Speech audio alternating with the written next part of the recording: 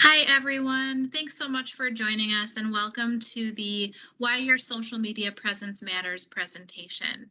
My name is Haley Saganik and I oversee the Community Education Program with Lakeshore Technical College.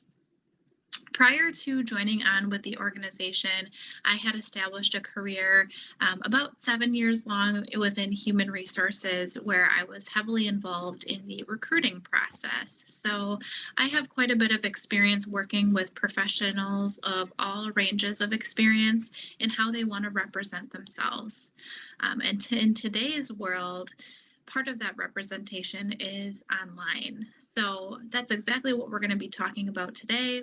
I'm sure that you have at least one profile online, and we're going to talk about how you can be strategic about how you want to brand yourself and market yourself, whether that's in a professional environment or if it's personally. So thanks so much for joining us. Let's go ahead and get started. When we think about our social media profiles, sometimes we think about the fun things like our profile picture, who we're friends with, the posts that we might be making, but oftentimes we forget about who might be looking at our profiles. So I wanted to introduce some perspectives for you as far as professionally and personally, who might be looking at your profile, whether it's Facebook, LinkedIn. Especially on the LinkedIn end, professionally, you're going to have hiring managers or your future boss looking at your profile. That might even extend out to Facebook, which we'll talk about later. Human resources might be looking, your coworkers, classmates, and more personally, you might have prospective friends and significant others looking at your profile. Family members, think extended.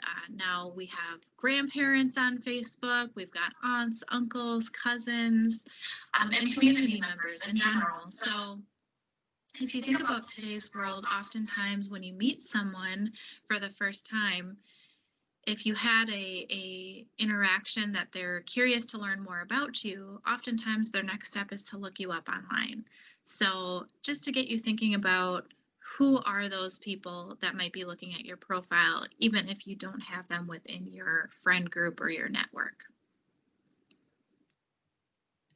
As I mentioned earlier, part of the audience that might be looking at your profiles online is within that professional network. So probably primarily thinking about human resources and hiring managers throughout the application process. If you're pursuing an opportunity, it is likely that they are going to be looking at your Facebook or your LinkedIn or other profiles that you might have online. So I wanted to share some statistics with you as far as what we know about social media's impact on the job search. So I'm pulling these statistics from a 2018 Career Builder survey of 1,000 hiring managers. Of that group, 70% said that they screen applicants with social media. So gone are the days where hiring managers are just relying on a phone interview or an in-person interview or a background check. They might be taking it a step further and looking at how you represent yourself online through your social media profiles. 57% of that group said that they actually found red flags when they were looking online, enough to lead to a turn down. So maybe seeing an offensive meme or seeing highly political posts, for example, on Facebook, enough so that the hiring manager maybe was concerned about the character of the applicant, leading to them looking at other candidates for the opportunity, so leading to a turn down conversation. What was interesting to me is that even after the application process, say you've made it through the entire process and you're onboarding with an organization, you've had your first day, even beyond that, 48% of those hiring managers continue to check online profiles post-hire. So that's almost half of your human resources professionals are, I don't want to say checking in, but observing how their hires are interacting online and how they're representing themselves. So with that group of human resources professionals that were continuing to monitor or observe that activity online, There were actually 34% of them that said that they found content leading to disciplinary action or termination. So, unfortunately, not only do you need to be cognizant of your presence online as you're looking for a new job, but it also can be a part of how you're perceived in the workplace after you've started a new opportunity and long into that time with the company. You're probably wondering, how are these hiring managers or classmates or prospective friends, how are these people finding me online if I don't have them within my friend group or within my network? You might be surprised. They might have mutual connections that they're able to access your profile, whether it's Facebook, Instagram, LinkedIn, Twitter. They might have mutual connections that are interacting with you online, so your information might be showing up on their news feeds. Or they might be just simply searching your information through a Google platform. And we're going to do an exercise later on that might be eye-opening for you to see how much of your information really is at the quick access of a simple Google search. When we think about people looking at our social media profiles, the question might come up, what exactly are they looking for? And oftentimes I think there's a myth, especially within the human resources arena, thinking about human resources professionals looking at your profile, you might be thinking, oh, they just want to see what I look like. They want to see my pictures. But the truth is, in the human resources realm, they really want to fact check your application, especially when it comes to looking at your LinkedIn profile. And then just in general, when you have a classmate looking at your Facebook profile, for example, they're just curious to get to know you. They want to observe how you represent yourself online. So a couple things that they're looking for: verifying your qualifications, which we talked about. More generally, anyone looking at your Facebook, Twitter, Instagram is looking to get a sense for your character, for your values, your personality, your interests. They're almost doing their own evaluation process to see if there's someone that they want to connect with, or that they want to get to know a little bit better. They want to see how you communicate and interact with others. And in the more professional setting, they want to assess your ability to network and build communities. That's a qualification that's becoming more and more necessary in today's world.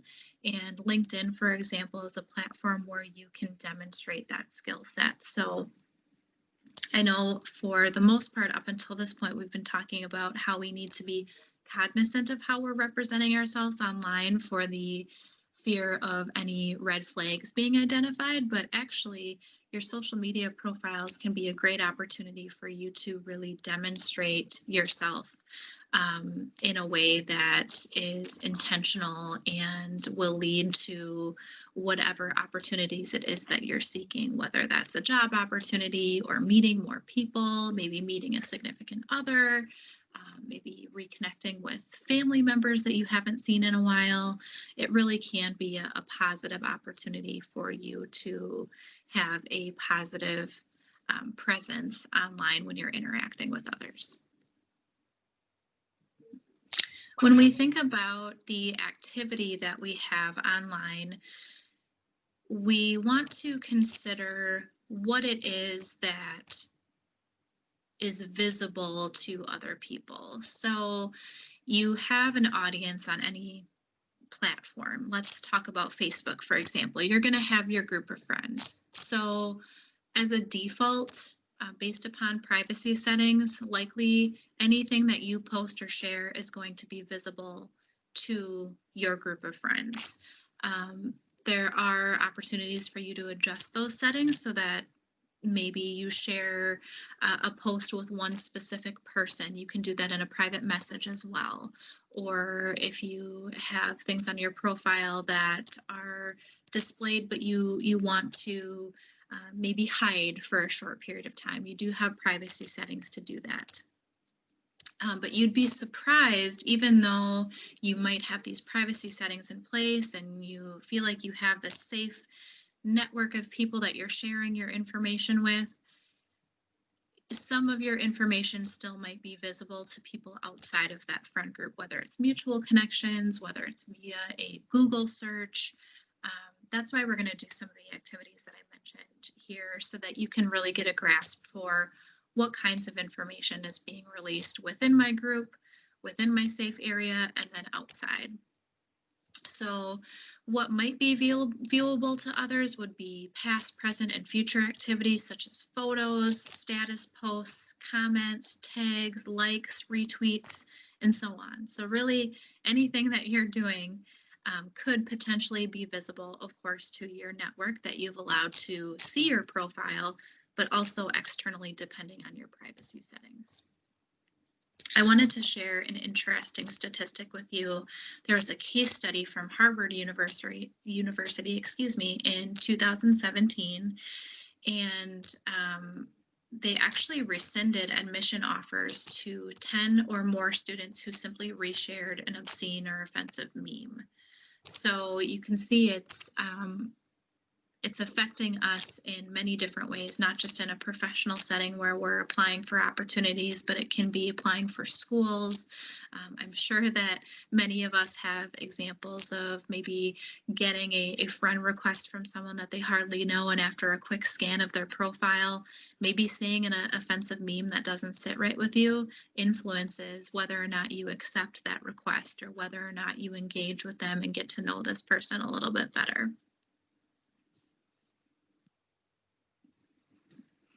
So you're probably wondering, from the professional standpoint, can organizations do this? Can they go out to my online profile and use that information as a tool to make some sort of a decision, whether it's a job or an admission to a university? Can they really use the information? And the answer is yes. So public profiles or public information, anything that's searchable via Google, that's all fair game. Legally, HR managers are able to use this information in background checks, especially to confirm that candidates have shared accurate information with them throughout the hiring process. So that's probably more on the LinkedIn side. For example, if you have a resume that you've submitted to a job opportunity and you said that you worked at a certain company for 2 years and 3 months, they might go out to your LinkedIn profile to say, does that match up? Or they might look to see if you have any referrals that have been placed on your profile that would be able to validate a reference that you listed on your profile. Or even skill sets. They might say, well, you know, Haley said that she's really good at event planning on her application. Let's go out to her LinkedIn profile and see what her network has to say about her, because there is the ability for other people to almost validate that you have a certain skill set. They can vote on that or kind of verify that on your profile if they've worked with you. So the answer is yes. Hiring managers do have the ability to go out to online platforms to verify information. There are anti-discrimination laws in place to protect you. So of course, they wouldn't be able to use any protected class information to make any decisions about you. So a simple example would be they wouldn't be able to look at your profile picture and say, this is what their physical characteristics are, and then make a decision based upon a hiring decision or a admissions decision based upon that. If you're concerned about how much an organization might be looking at your profile, or if you feel like some information has been used that would be considered as discriminatory, you can review the organization's background check policy, and you can seek advice to advocate for yourself if you feel like information has been wrongfully used. But when we take a step out of the professional environment, when it comes to personally, I mean, you've got to think about, for the most part, all adults have some sort of a device that they're able to access the internet from these days, whether it's a phone, a tablet, a computer, whether it's at home, at work. Anyone who has a device is pretty much able to use Google or is able to download an application for a social media platform and find you there. So not to scare you, but it is readily accessible information that is at just about everyone's fingertips. So that's why it's extremely important for you to know not only what your privacy settings are, but to know who you're connected with and to have a strategic plan for how you're going to be representing yourself online. So I have some strategies that I'm going to get into here that you hopefully will find helpful. My first recommendation for you as far as a helpful strategy is to go through that Google exercise on your own. You'd be surprised if you Google your name or your screen names, say you have a certain Twitter handle that you go by or you go by a different name on Facebook. Type all of those names into Google or even your email addresses and see what comes up. For me, when I do my Google search, my LinkedIn profile comes up right away. And I have a fairly public LinkedIn profile because I have a very secure kind of strategy of how I represent myself online. But just about anyone who has my first name and last name can Google me, can find my LinkedIn profile. They can see where I've worked, where I've got my education. And I've decided that that's information that I'm comfortable with sharing, but that's something that you'll have to decide for yourself. So I'll give you about 30 seconds here to go ahead and go through that exercise. Just pick maybe your first and last name to start off with. Go ahead and Google yourself. Look at what comes up as far as the text content and maybe even the images, and you'll be surprised what's out there.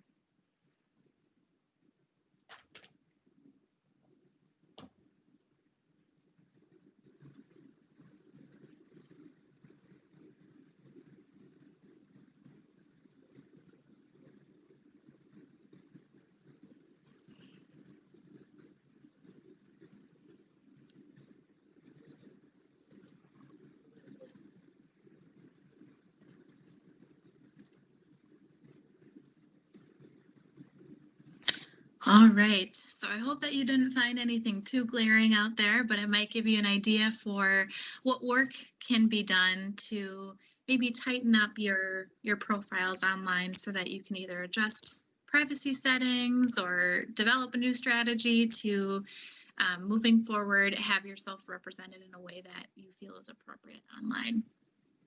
So again, my first strategy was Googling yourself to see what's really going on out there.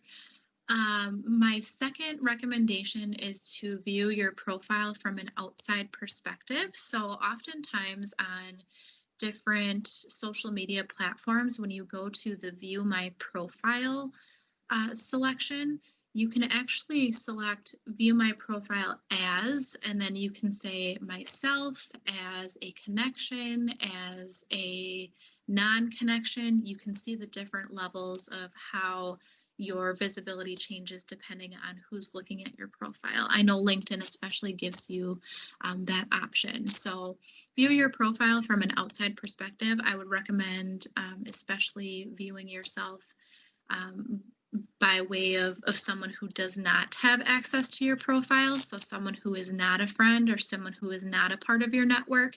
Really just see, again, kind of like the Google search, what would be available to someone who you have not specifically granted access to see what you're posting. Another recommendation is to adjust your privacy settings. I know it can be a little bit overwhelming, especially when you go into Facebook, for example. There are a million options as far as, do you want photos to, do you want your friends to be able to automatically tag you in photos, or do you want to review them before they're posted? Do you want to share a certain status with all of your friends? Do you want to share it to the public? Do you want to share it with only a certain amount of friends? Each individual post that you make, you can elect those privacy settings. Otherwise, it's going to default to what you have set up within your account setting in your profile. So My recommendation to you is to dabble a little bit with each individual post to see what those privacy settings are that are available to you. But when you're feeling comfortable, go ahead and go to your account settings and actually navigate over to the privacy area to see what your different options are as far as locking down certain pieces of information. For example, I on Facebook have made a point to completely hide all of my personal information as far as my phone number, my email address, my birthday, some of the information that Facebook requires you to enter to set up your account, but you can go back in and hide it so that not everyone can see it. And in my case, no one except for myself can see it. So spend some time exploring those privacy settings. And then I would recommend, after you've done some of that, do a complete scrub of your profiles. So scan your past accounts, even if they're inactive, even if you have a Twitter profile that you haven't used since college, go ahead and take a look and scrub any questionable content. Before you do that, if you'd like to, you can actually export or download your content. So for example, if you wanted to say, oh my gosh, my Facebook is filled with inappropriate pictures from when I was in high school and I just want to delete all of them. Maybe you want to save a couple for, your scrapbook or to save for your memory that you'll want to look back on. You can actually do an export of all of your content. That's within your account settings. So consider doing that before you go through the scrub process. But as you're scrubbing, I would look at photos and videos. I would look at statuses and posts that you may want to delete. Say you had, questionable post about the election that you want to get rid of. You have the ability to do that. You'll also want to scan pages or groups that you've liked. That can also demonstrate your interests or your character when other people are looking at your profile. So make sure that those pages and groups that you're liking really are in line with your values and how you want to be representing yourself online. And last but certainly not least, I recommend, at least on an annual basis, going through your connection and friend lists and reconsidering if these truly are people that you want to have access to your information. So, maybe you added a couple of people from a community education class that you attended with Lakeshore Technical College, and that was 5 years ago. Maybe you've stayed in touch with 2 of the 8 of them that you met, and you're okay with cutting ties with the others that you haven't necessarily stayed in touch with. If you have acquaintances that you would like to still be in touch with, that's okay too. But I always ask myself, is this someone that I would feel comfortable calling up or getting together with in person? And if that's the case, yes, then you probably want to be connected with them online. If not, you have to kind of ask yourself, what is my reasoning for having them within my network? Do I trust them with sensitive information that I might be sharing? So the strategies that I've shared with you so far have been kind of reactive, as maybe a refresh to what you've been doing already online. So I wanted to also share some proactive strategies with you as far as how you can represent yourself positively online moving forward. So one recommendation that I have for you is to develop a strategy. You really want to align your social media presence with your values and set boundaries. So if you have 600 friends on Facebook, you're probably going to have a strategy that's maybe a little bit more reserved. You might not share a lot of personal information or opinions or, revealing photos or things of that nature. But if you have a Facebook friend group of maybe 30 of people who are only your relatives or very close friends, then you might be a little bit more willing to share information about opinions and questions or the things that you're posting. So certainly consider how you want to be representing yourself online. What are things that I do want to share? What are things that I don't want to share? What are things that really irritate me when I see from other people? That's usually a good indicator of your values. If something is frustrating you when you see it from someone else, oh, maybe that's something that you want to avoid doing on your profile. Be authentic. Just because you might be scaling back for the sake of your job search or trying to get into a school or meeting new people, you don't want to lose your personality either. So you really have to find that balance of, this is what I think is appropriate, but this is also how I can bring my unique personality to my posts. Another recommendation would be to think before you post. I always say, when in doubt, draft it out. You might pull up the notes application on your phone and write a status, let's say, before you actually go into Facebook, and just sleep on it, reopen it in the morning and say, is this something that I still want to post? And if the answer is yes, copy and paste it and get it over into Facebook. But sometimes that 24 hours of reflection can help you to stay more in line with your strategies rather than posting just based upon an impulse. Exercise good judgment when commenting. This is a big one. When you comment, you are exposing yourself to more of a wide network than you might be just with making your own posts on your profile. So if you, let's say, share a photo on Facebook, the only people that are going to be able to see that photo are the ones that are in your Facebook profile or your friend group, unless you've adjusted the privacy settings to share it only with a certain group. When you comment on someone else's post, for example, say you have a friend who you've commented on their status, now all of their friends can see your name listed within that status post, and they might be navigating over to your profile to see who you are, especially if you've made comments that is especially interesting or maybe even offensive to them. So something to keep in mind.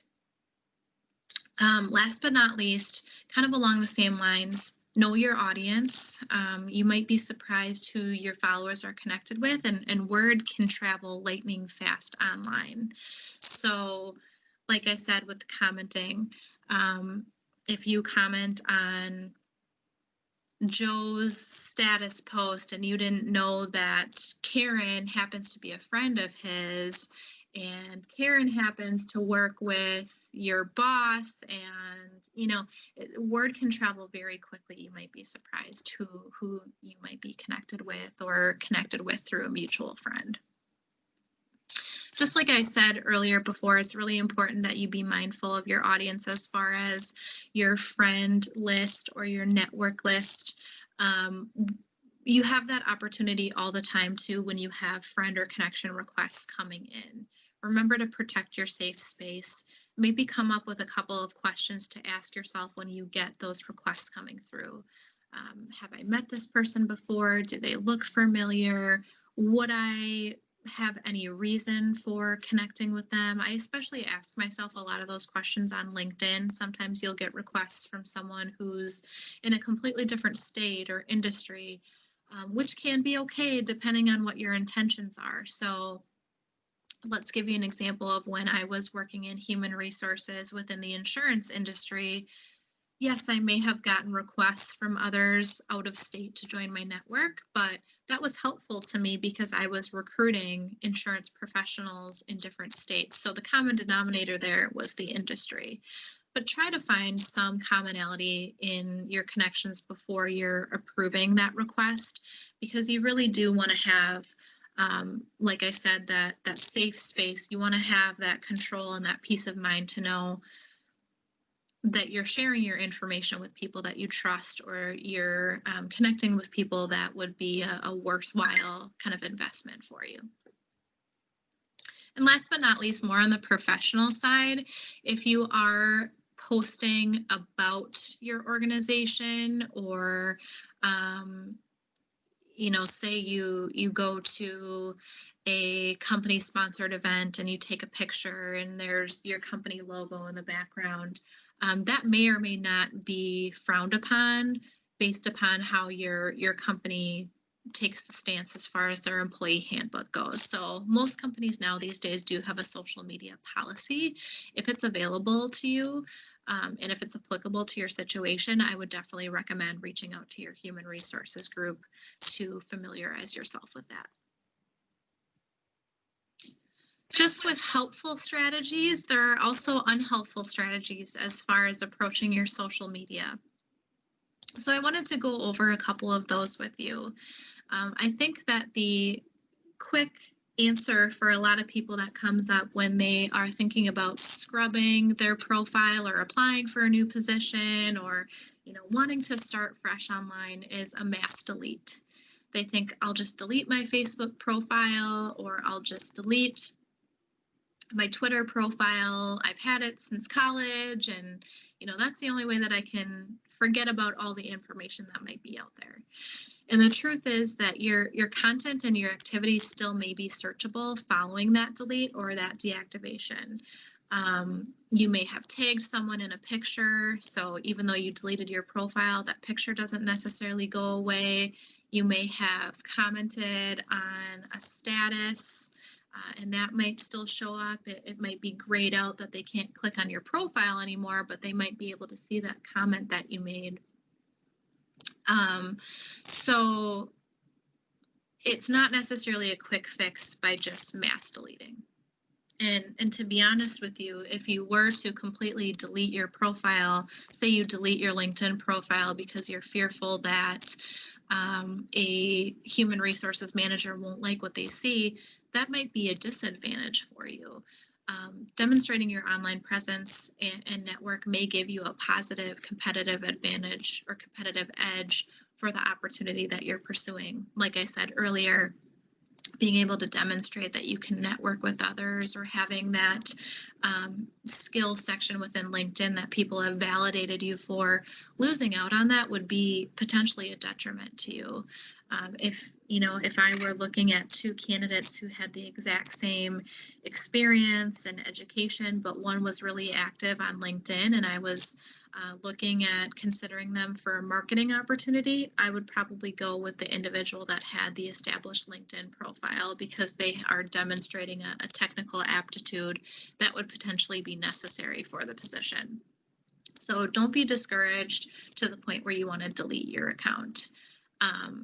I would say what's most important is doing a quick scrub, doing a refresh of your privacy settings, and then having a really sound strategy for moving forward, how you want to interact online.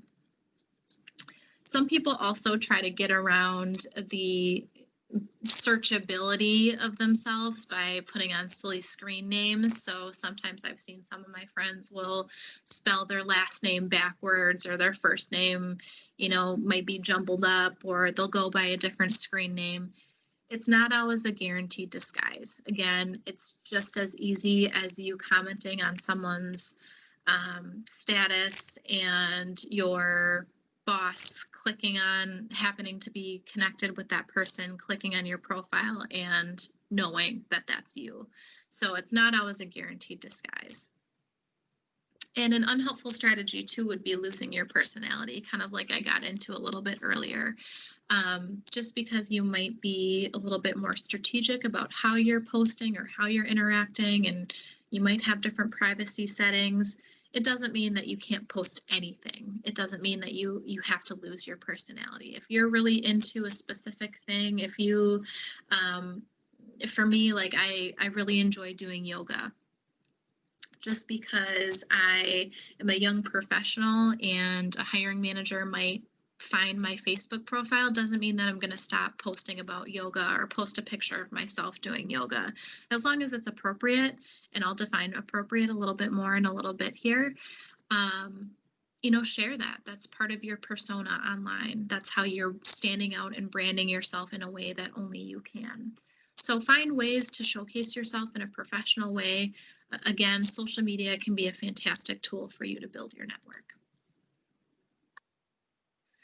As promised, I wanted to share a couple of examples of questionable content that you might be considering whether or not you want to be sharing on your profile.